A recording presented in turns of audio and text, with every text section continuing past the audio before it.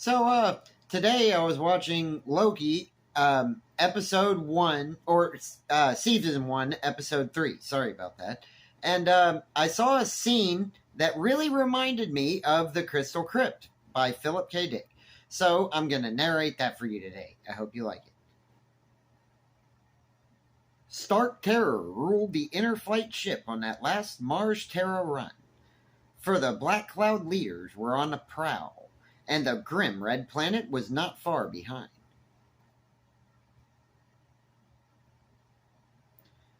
Attention, Inner Flight ship, attention! You are ordered to land at the control station on Deimos for inspection. Attention, you are to land at once. The metallic rasp of the speakers echoed through the corridors of the great ship. The passengers glanced at each other uneasily, murmuring and peering out the port windows at the small speck below, the dot of rock that was the Martian checkpoint, Deimos. "What's up?" an anxious passenger asked one of the pilots, hurrying through the ship to check the escape lock. "We have to land, keep seated," the pilot went on. "Land? But why?" They all looked at each other. Hovering above the bulging Inner Flight ship were 3 slender Martian pursuit craft, poised and alert for any emergency. As the Inner Flight ship prepared to land, the pursuit ships dropped lower, carefully maintaining themselves a short distance away. "There's something going on?" a woman passenger said nervously. "Lord, I thought we were finally through with those Martians. Now what?" "I don't blame them for giving us one last going over," a heavy-set businessman said to his companion. "After all, we're the last ship leaving Mars for Terra. We're damn lucky they let us go at all." "You think there will really be a war?" a young man said to the girl sitting in the seat next to him. "Those Martians won't dare fight, not with our weapons and ability to produce. We could take Mars back in a month." "It's all talk." The girl glanced at him. "Do not be so sure. Mars is desperate. They'll fight tooth and nail. I've been on Mars for 3 years. She shuddered. "Thank goodness I'm getting away." "If prepare to land," the pilot's voice came. The ship began to settle slowly, dropping down toward the tiny emergency field on a seldom visited moon. Down the ship dropped. There was a grinding sound, a sickening jolt, then silence. "We've landed," the heavy-set businessman said. "They better not do anything to us. Terra will rip them apart if they violate one space article." "Please keep your seats," the pilot's voice came. "No one is leaving the ship. According to the Martian authorities, we are to remain here." A restless stir filled the ship. Some of the passengers began to read uneasily. Others stared out at the deserted field, nervous and on edge, watching the 3 Martian pursuit ships land and disgorge groups of armed men. The Martian soldiers were crossing the field quickly, moving toward them, running double time. This Inner Flight spaceship was the last passenger vessel to leave Mars for Terra. All other ships had long since left, returning to safety before the outbreak of hostilities. The passengers were the very last to go, the final group of Terrans to leave the grim red planet. Businessmen, expatriates, tourists, any and all Terrans who had not already gone home. "What do you suppose they want?" the young man said to the girl. "It's hard to figure Martians out, isn't it? First, they give the ship clearance, let us take off, and now they radio us to settle down again. By the way, my name's Thatcher, Bob Thatcher. Since we're going to be here a while..." The port lock opened. Talking ceased abruptly as everyone turned. A black-clad Martian official, a provincial leader, stood framed against the bleak sunlight, staring around the ship. Behind him, a handful of Martian soldiers stood waiting, their guns ready. "This will not take long," the leader said, stepping into the ship, the soldiers following him. "You will be allowed to continue your trip shortly." An audible sigh of relief went through the passengers. "Look at him," the girl whispered to Thatcher. "How I hate those black uniforms." "He's just a provincial leader," Thatcher said. "Don't worry." The leader stood for a moment, his hands on his hips, looking around at them, without expression. "I have ordered your ship grounded so that an inspection can be made of all persons aboard," he said. "You Terrans are the last to leave our planet. Most of you are ordinary and harmless. I am not interested in you. I am interested in finding 3 saboteurs, 3 Terrans, 2 men and a woman, who have committed an incredible act of destruction and violence. They are said to have fled to this ship." Murmurs of surprise and indignation broke out on all sides. The leader motioned the soldiers to follow him up the aisle. 2 hours ago, a Martian city was destroyed. Nothing remains, only a depression in the sand where the city once was. The city and all its people have completely vanished. An entire city destroyed in a second. Mars will never rest until the saboteurs are captured. And we know they are aboard this ship. "It's impossible," the heavy-set businessman said. "There aren't any saboteurs here." "We'll begin with you," the leader said to him, stepping up beside the man's seat. One of the soldiers passed the leader a square metal box. "This will soon tell us if you are speaking the truth. Stand up, get on your feet." The man rose slowly, flushing. "See here, are you involved in the destruction of the city? Answer." The man swallowed angrily. "I know nothing about the destruction of any city, and furthermore—" "He is telling the truth," the metal box said tonelessly. "Next person." The leader moved down the aisle. A thin, bald-headed man stood up nervously. "No, sir," he said. "I don't know a thing about it." "He is telling the truth," the box affirmed. "Next person, stand up."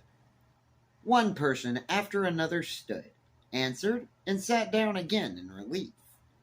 At last, there were only a few people left who had not been questioned. The leader paused, studying them intently. "Only 5 left. The 3 must be among you. We have narrowed it down." His hand moved to his belt. Something flashed, a rod of pale fire. He raised the rod, pointing it steadily at the 5 people. "All right, the first one of you. What do you know about this destruction? Are you involved with the destruction of the city?"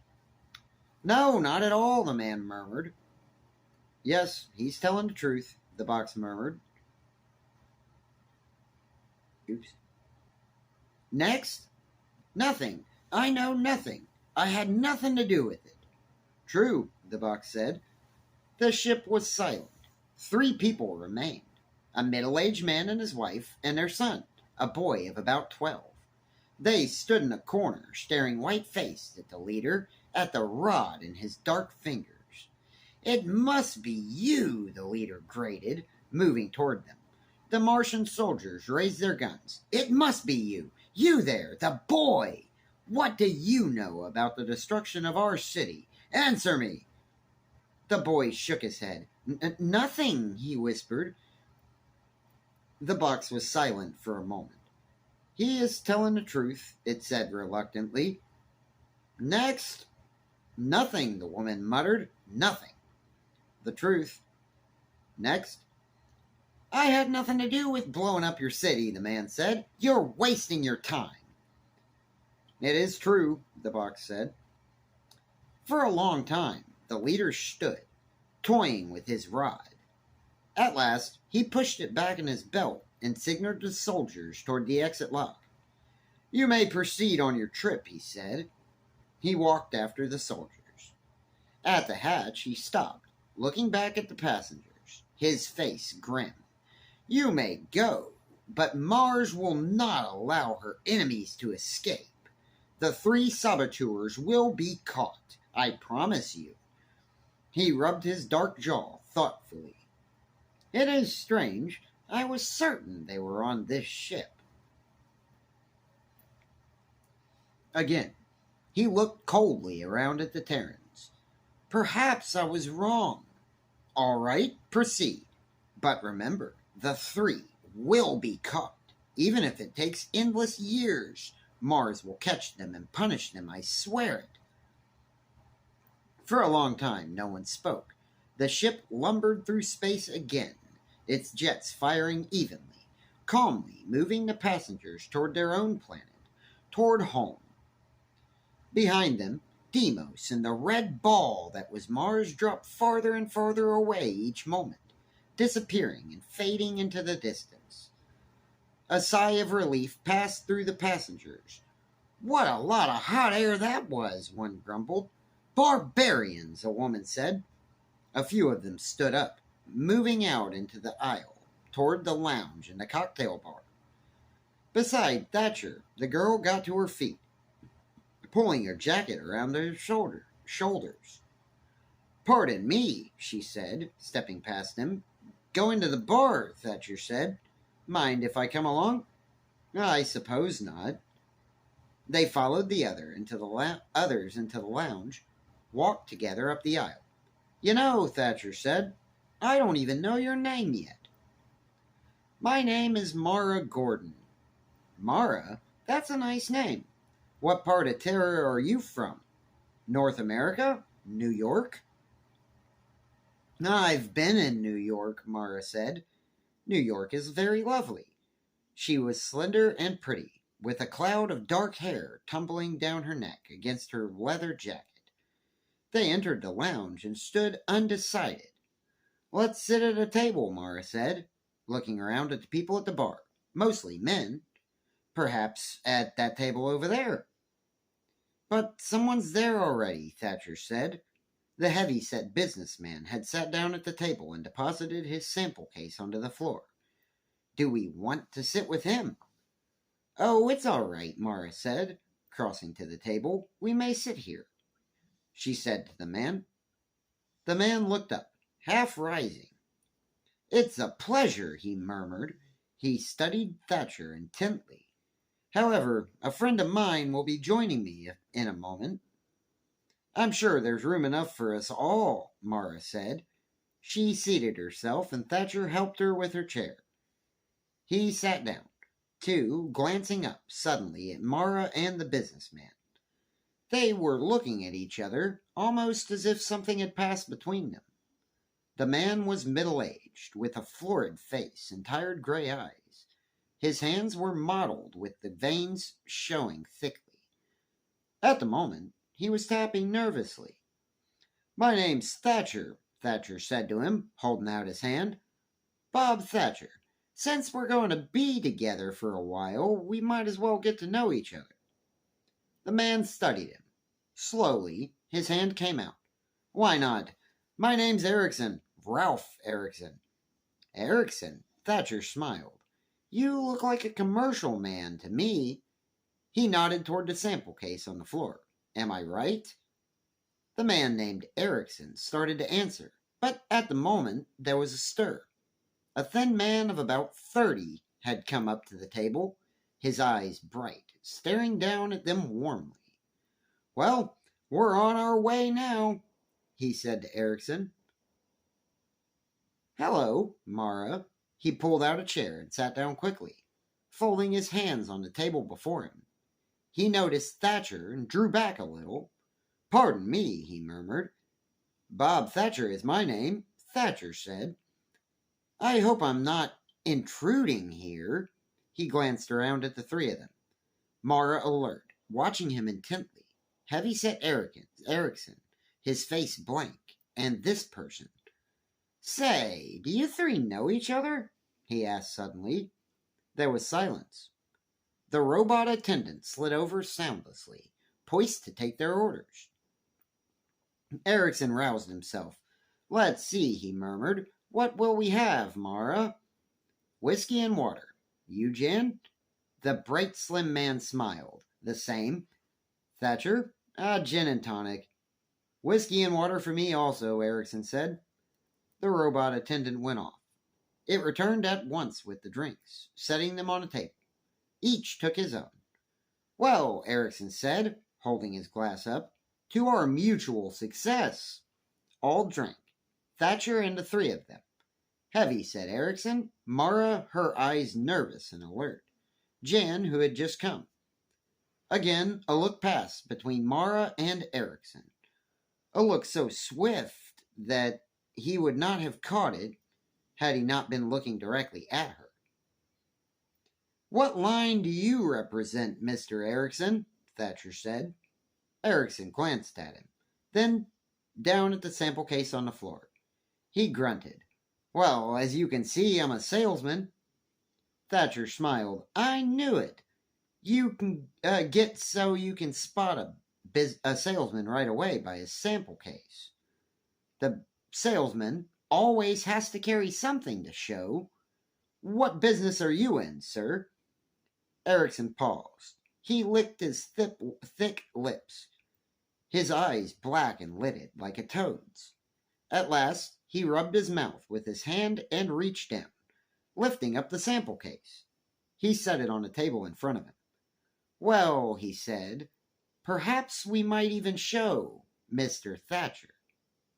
They all stared down at the sample case. It seemed to be an ordinary leather case with a metal handle and a snap lock. I'm getting curious, Thatcher said. What's in there?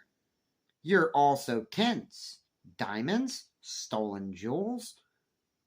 Jan laughed, harshly, mirthlessly. Erickson, put it down. We're not far enough away yet. Nonsense, Eric rumbled. We're away, Jan. Please, Mara whispered. Wait, Eric. Wait. Why? What for? You're so accustomed to... Eric, Mara said. She nodded toward Thatcher. We don't know him, Eric, please.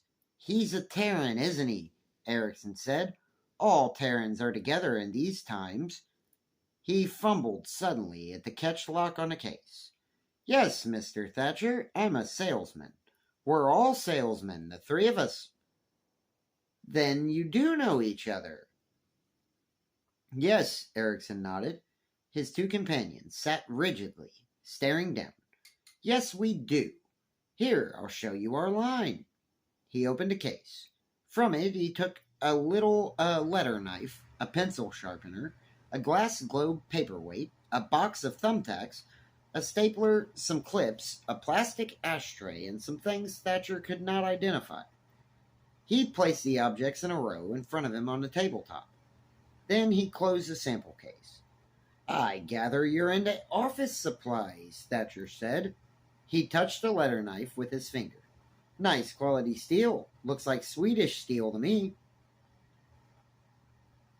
Erickson nodded, looking into Thatcher's face. Not really an impressive business, is it? Office supplies, ashtrays, and paper clips. He smiled. Oh, Thatcher shrugged. Why not? They're a necessity in modern business. The only thing I wonder. What's that? Well, I wonder how you'd ever find enough customers on Mars to make it worth your while. He paused, examining the glass paperweight. He lifted it up, holding it to the light, staring at the scene within until Erickson took it out of his hand and put it back into the sample case. And another thing, if you three know each other, why did you sit apart when you got on? They looked at him quickly. And why didn't you speak to each other until we left Deimos? He leaned toward Erickson, smiling at him. 2 men and a woman. Wow. 3 of you, sitting apart in the ship. Not speaking, not until the check station was passed. I find myself thinking over what that Martian said. 3 saboteurs, a woman and 2 men. Erickson put the things back into the sample case. He was smiling, but his face had gone chalk white. Mara stared down, playing with a drop of water on the edge of her glass. Jan clenched his hands together nervously, blinking rapidly. You three are the ones the leader was after, Thatcher said softly. You are the destroyers, the saboteurs. But their lie detector. Why didn't it trap you? How did you get by that? And now you're safe, outside the check station. He grinned, staring around at them. I'll be damned. And I really thought you were a salesman, Erickson. You really fooled me. Erickson relaxed a little. Well, Mr. Thatcher, it's in a good cause. I'm sure you have no love for Mars either. No Terran does. And I see you're leaving with the rest of us. True, Thatcher said. You must certainly have an interesting account to give, the three of you. He looked around the table. We still have an hour or so to travel. Sometimes it gets dull. The Mars Terra run. Nothing to see, nothing to do, but sit and drink in the lounge. He raised his eyes slowly. Any chance you'd like to spin a story to keep us awake? Jan and Morrow looked at Erickson. Go on, Jan said. He knows who we are. Tell him the rest of the story. You might as well, Morrow said. Jan let out a sigh suddenly. A sigh of relief. Let's put the cards on the table and get this weight off of us. I'm tired of sneaking around, slipping.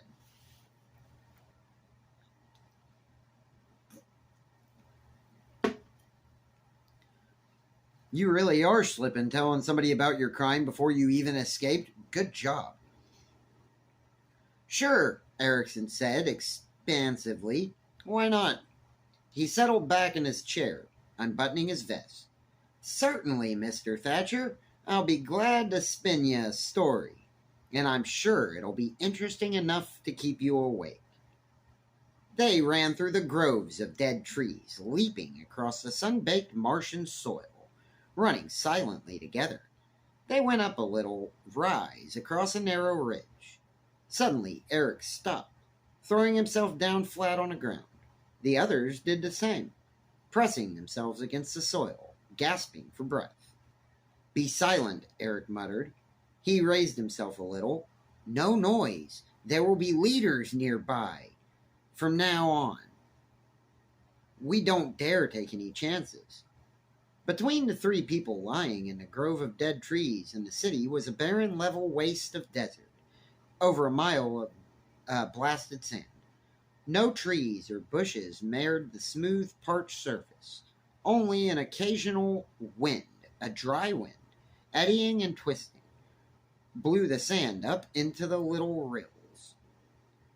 A faint odor came to them, a bitter smell of heat and sand carried by the wind. Eric pointed. Look, the city. There it is. They stared, still breathing deeply from their race through the trees. The city was close, closer than they had ever seen it before. Never had they gotten so close to it in times past. Terrans were never allowed near the great Martian cities, the centers of Martian life. Even in ordinary times, when there was no threat of approaching war, the Martians shrewdly kept all Terrans away from their citadels, partly from fear, partly from a deep, innate sense of hostility toward the white-skinned visitors, whose commercial virtues had earned them the respect and the dislike of the whole system. How does it look to you? Eric said. The city was huge, much larger than they had imagined from the drawings and models they had been studying so carefully back in New York. In the War Ministry office, huge it was, huge and stark, black towers rising up against the sky, incredibly thin columns of ancient metal, columns that had stood wind and sun for centuries. Around the city was a wall of stone, red stone, immense bricks that had been lugged there and fitted into place by slaves of the early Martian dynasties, under the whiplash of the first great kings of Mars. An ancient, sun-baked city, a city set in the middle of a wasted plain, beyond groves of dead trees, a city seldom seen by Terrans, but a city studied on maps and charts in every war office on Terra. A city that contained, for all its ancient stone and archaic towers, the ruling group of Mars, the council of senior leaders, black-clad men who governed and ruled with an iron fist. The senior leader, 12 fanatic and devoted men, black priests, but priests with flashing rods of fire, lie detectors, rocket ships, intra-space cannons, many more things the Terran Senate could only conjecture about. The senior leaders and their subordinate provincial leaders, Eric and the two behind him, suppressed a shudder. "We've got to be careful," Eric said again. "We'll be passing among them soon. If they guess who we are, or what we are here for." He snapped open a case he carried, glanced into it for a second, then he closed it again, grasping the handle firmly. "Let's go," he said. He stood up slowly. "You two come up beside me. I want to make sure you look the way you should." Mara and Jan stepped quickly ahead. Eric studied them critically as the three of them walked slowly down the slope, onto the plain toward the towering black spires of the city. "Jan," Eric said, "take hold of her hand. Remember, you're going to marry her. She's your bride, and Martian peasants think a lot of their brides." Jan was dressed in short trousers and a coat of a Martian farmer, a knotted rope tied around his waist, a hat on his head to keep off the sun. His skin was dark, colored by dye until it was almost bronze. "You look fine," Eric said to him. He glanced at Mara. Her black hair was tied in a knot, looped through a hollowed-out uke bone. Her face was dark too, dark and lined with colored ceremonial pigments, green and orange stripes across her cheeks. Earrings were strung through her ears. On her feet were tiny slippers of pured hide, laced around her ankles. She wore long, translucent Martian trousers, with a bright sash tied around her waist. Between her small breasts, a chain of stone beads rested, good luck charms for the coming marriage. "All right," Eric said.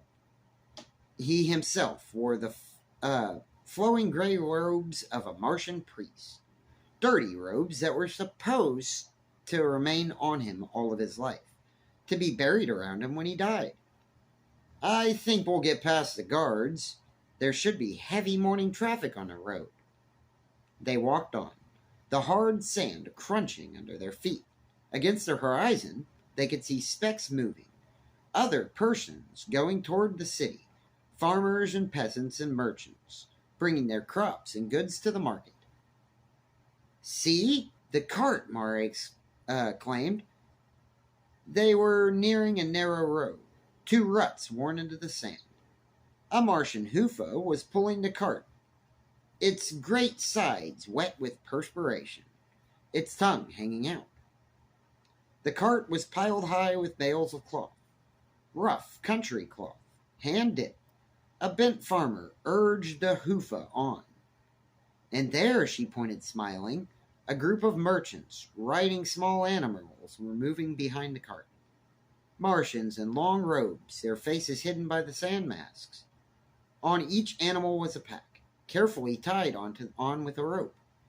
And beyond the merchants, plodding dully along, were peasants and farmers in an endless procession, some riding carts or on animals, but mostly on foot. Mara, Jan, and Eric joined the line of people, melting in behind the merchants. No one noticed them. No one looked up or gave any sign. The march continued as before. Neither Jan nor Mara said anything to each other. They walked a little behind Eric, who paced with a certain dignity, a certain bearing becoming his position. Once he slowed down, pointing up at the sky. "Look," he muttered in the Martian hill dialect. "See that?" Two black dots circled lazily. Martian patrol craft. the military on the outlook for any sign of unusual activity. War was almost ready to break out with Terra. Any day, almost any moment. We'll be just in time, Eric said. Tomorrow will be too late. The last ship will have left Mars. I hope nothing stops us, Mara said. I want to go home when we're through. Half an hour passed. They neared the city. The wall growing as they walked, rising higher and higher until it seemed to blot out the sky itself. A vast wall, a wall of eternal stone that had felt the wind and sun for centuries. A group of Martian soldiers were standing at the entrance, the single passage gate hewn into the rock, leading to the city. As each person went through, the soldiers examined him, poking his garments, looking into his loads. Eric tensed. The line had slowed almost to a halt. It'll be our turn soon, he murmured. Be prepared. Let's hope no leaders come around, Jan said. The soldiers aren't so bad. Mara was staring up at the wall and the towers beyond. Under their feet, the ground trembled, vibrating and shaking.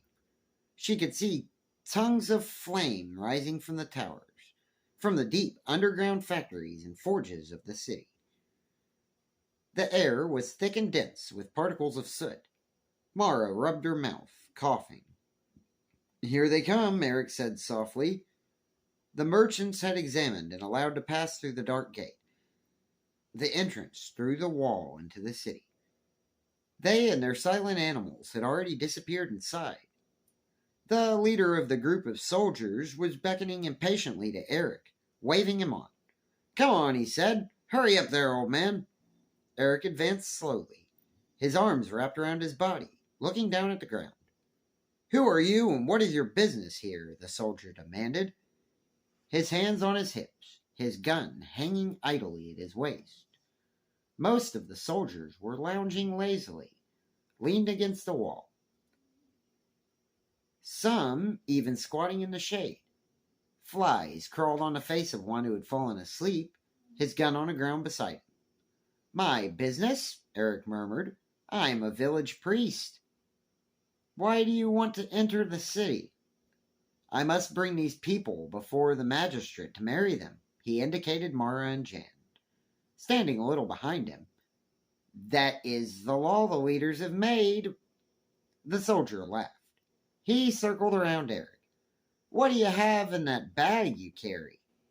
Laundry. We stay the night. What village are you from? Kranos. Kranos?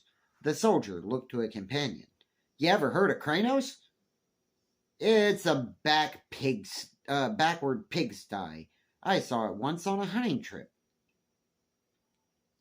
The leader of the soldiers nodded to Jan and Mara. The two of them advanced, their hands clasped, standing close together. One of the soldiers put his hand on Mara's bare shoulders, turning her around. Nice little wife you're getting, he said. Good and firm looking. He winked, grinning lewdly. Jan glanced at him in sullen resentment. The soldiers scoffed. All right, the leader said to Eric. You people may pass. Eric took a small purse from his robes and gave it to the soldiers, a coin. Then the three of them went into the dark tunnel that was the entrance passing through the wall of stone into the city beyond. They were within the city. Now, Eric whispered, hurry. Around them the city roared and cracked, the sound of 1,000 vents and machines shaking the stones under their feet. Eric led Mara and Jan into a corner by a row of brick warehouses. People were everywhere, hurrying back and forth, shouting above the din. Merchants, peddlers, soldiers, street women. Eric bent down and opened the case he carried. From the case, he quickly took 3 small coils of fine metal. Intricate meshed wires and veins worked together into a small cone. Jan took one and Mara took the other. Eric put the remaining cone into his robe and snapped the case shut again. Now remember, The coils must be buried in such a way that the lines run through the center of the city. We must trisect the main section where the largest concentration of the building is. Remember the maps. Watch the alleys and streets carefully. Talk to no one, if you can help it.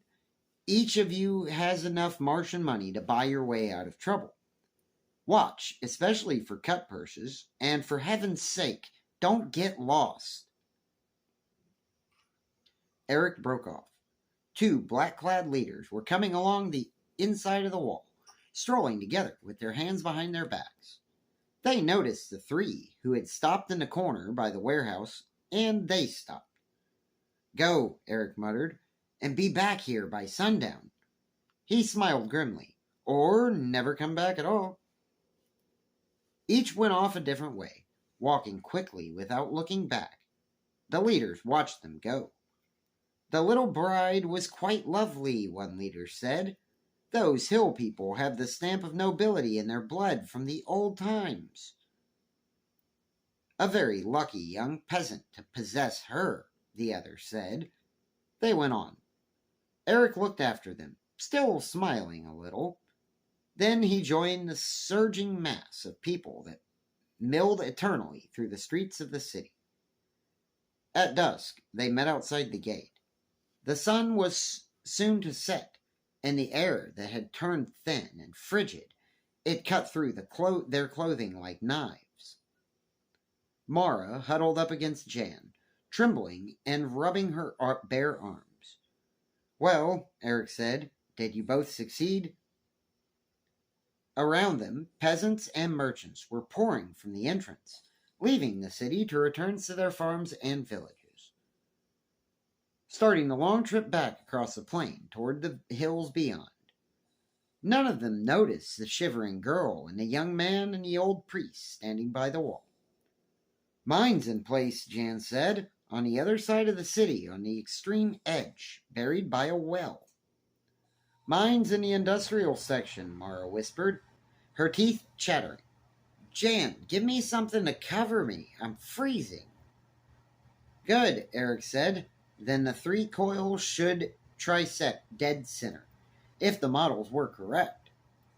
He looked up at the darkening sky. Already, stars were beginning to show. Two dots. The evening patrol moved slowly toward the horizon. "Let's hurry. It won't be long." They joined the line of Martians moving along the road, away from the city. Beyond them, the city was losing itself in the somber tones of the night, its black spires disappearing into darkness. They walked silently with the country people until the flat ridge of dead trees became visible on the horizon. Then they left the road and turned off, walking toward the trees. "Almost time," Eric said. He increased his pace, looking back at Jan and Mara impatiently. "Come on!" They hurried, making their way through the twilight, stumbling over rocks and dead branches up the side of a ridge. At the top, Eric halted, standing with his hand on his hips, looking back. "See," he murmured, "the city. The last time we'll ever see it this way." "Can I sit down?" Mara asked. "My feet hurt." Jan pulled at Eric's sleeve. "Hurry, Eric, not much time left." He laughed nervously. "If everything goes right, we'll be able to look at it forever." "But not like this," Eric murmured. He squatted down, snapping his case open. He took some tubes and wiring out and assembled them together on the ground. At the peak of the ridge, a small pyramid of wire and plastic grew shaped by his expert hands. At last, he grunted, standing up. "All right." "Is it pointed directly at the city?" Mara asked anxiously, looking down at the pyramid. Eric nodded. "Yes, it's placed according..." He stopped, suddenly, stiffening. "Get back! It's time! Hurry!" Jen ran, down the far side of the slope, away from the city, pulling Mara with him. Eric came quickly after, still looking back at the distant spires, almost lost in the night sky. "Down!" Jan sprawled out, Mara beside him, her trembling body pressed against his. Eric settled down into the sand and dead branches, still trying to see. I want to see it, he murmured. A miracle. I want to see. A flash, a blinding burst of violent light, lit up the sky. Eric clapped his hands over his eyes. The flash whitened, growing larger, expanding. Suddenly, there was a roar, and a furious, hot wind rushed past them, throwing him on his face in the sand. The hot, dry wind licked and seared at them, crackling the bits of branches in the flame. Mara and Jan shut their eyes, pressed tightly together. God, Erickson muttered. The storm passed. They opened their eyes slowly. The sky was still alive with fire, a drifting cloud of sparks that was beginning to dissipate into the night wind. Eric stood unsteadily, helping Jan and Mara to their feet. The three of them stood, staring silently across the dark waste, the black plain, none of them speaking. The city was gone. At last, Eric turned away. That part's done, he said. Now the rest. Give me a hand, Jan said. There'll be 1,000 patrol ships around here in a minute. I see one already, Mara said, pointing up at a spot winked in the sky. A rapidly moving spot. They're coming, Eric. There was a throb of chill fear in her voice. I know. Eric and Jan squatted on the ground, around the pyramid of tubes and plastic, pulling the pyramid apart. The pyramid was fused together like molten glass. Eric tore pieces away from it with trembling fingers. Oh, wow. From the remains of the pyramid, he pulled something forth. Something he held up high, trying to make it out in the darkness. Jan and Mara came closely to see it, both staring intently, almost without breathing. There it is, Eric said. There. In his hand was a globe, a small transparent globe of glass. Within the glass, something moved, something minute and fragile. Spires, almost too small to be seen. Microscopic. A complex web swimming within the hollow glass globe. A web of spires. A city. Eric put the globe into the case and snapped it shut. Let's go, he said.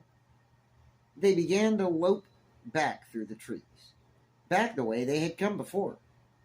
We'll change in the car, he said as they ran. I think we should keep these clothes on until we're actually inside the car.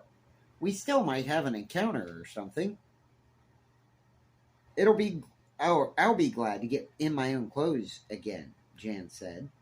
I feel funny in these little pants. How do you think I feel? Mara gasped. I'm freezing in this. What there is of it. All young Martian brides dress that way, Eric said. He clutched the case tightly as they ran. I think it looks fine. Thank you, Mara said, but it is cold. What do you suppose they'll think? Jan asked. Well, they'll assume the city was destroyed, won't they? That's certain. Yes, Eric said. They'll be sure it was blown up. We can count on that. And it will be damn important to us that they do think so. The car should be around here someplace, Mara said, slowing down. No, farther on, Eric said. Past the little hill over there, in the ravine by the trees. It's so hard to see where we are. Shall I light something? Jan said. No, there will be patrols about who... He halted abruptly. Jan and Mara stopped beside him. What? Mara began. A light glimmered. Something stirred in the darkness. There was a sound. Quick, Eric rasped. He dropped, throwing the case far away from him, into the bushes. He straightened up tensely. A figure loomed up, moving through the darkness, and behind it came more figures. Men, soldiers in uniform. The light flashed up brightly, blinding them. Eric closed his eyes. The light left him, touching Mara and Jan, standing silently together, clasped hands.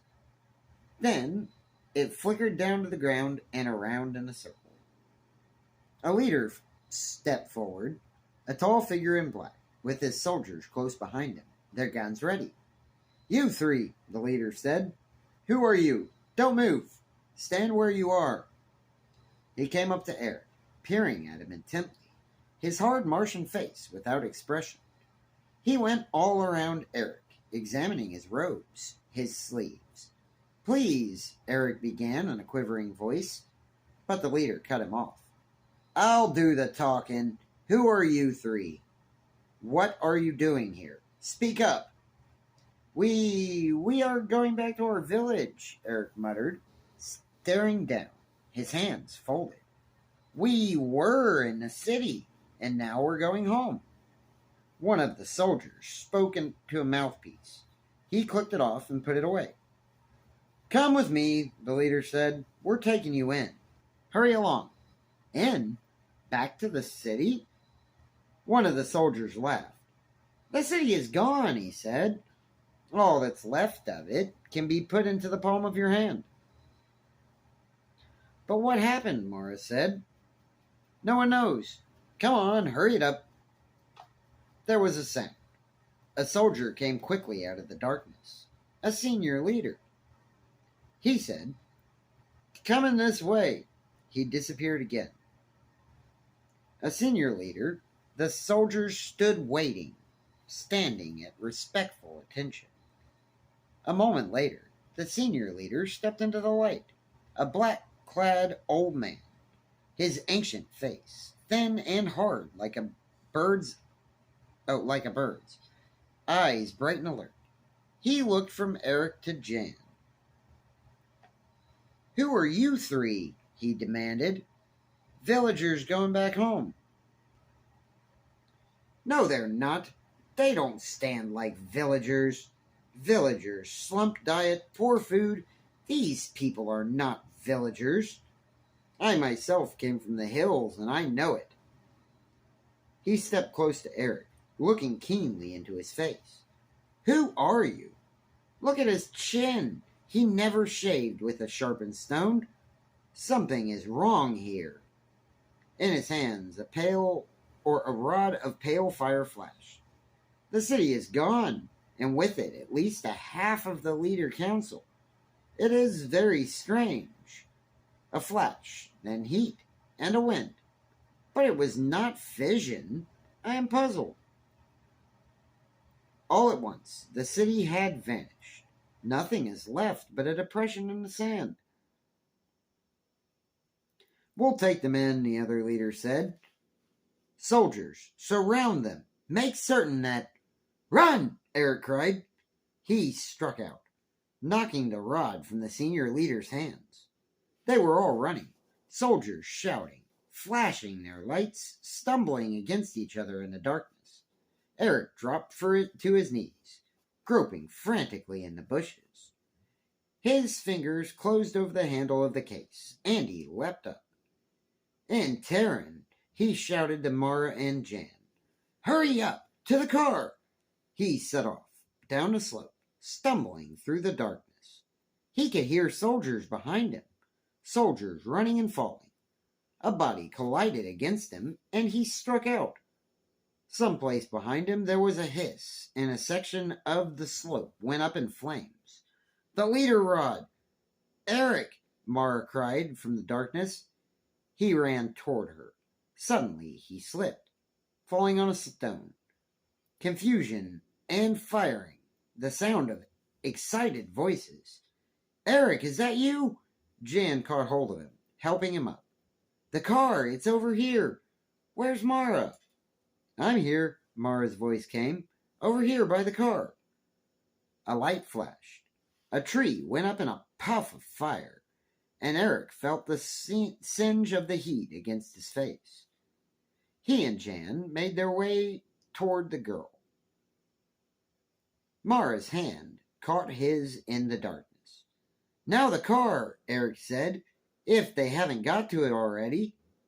He slid down the slope into the ravine, fumbling in the darkness, reaching and holding out onto the humble handle of the case. Reaching.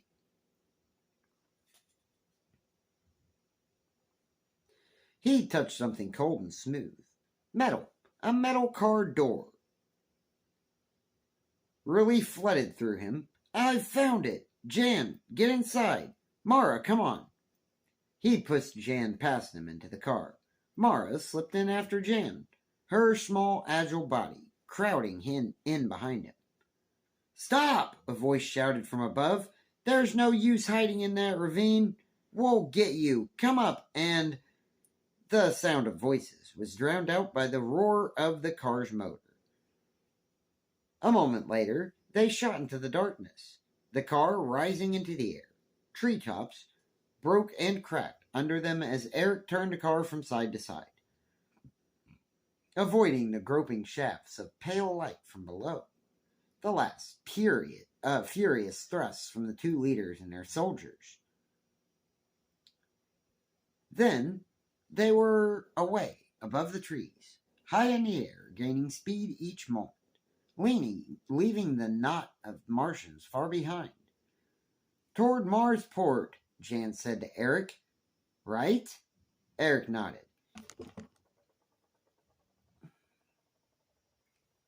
Yes, we'll land outside the field in the hills. We can change to our regular clothes there. Our commercial clothing. Damn it, we'll be lucky if we get there in time for the ship. The last ship, Mara whispered, her chest rising and falling. What if we don't get there in time?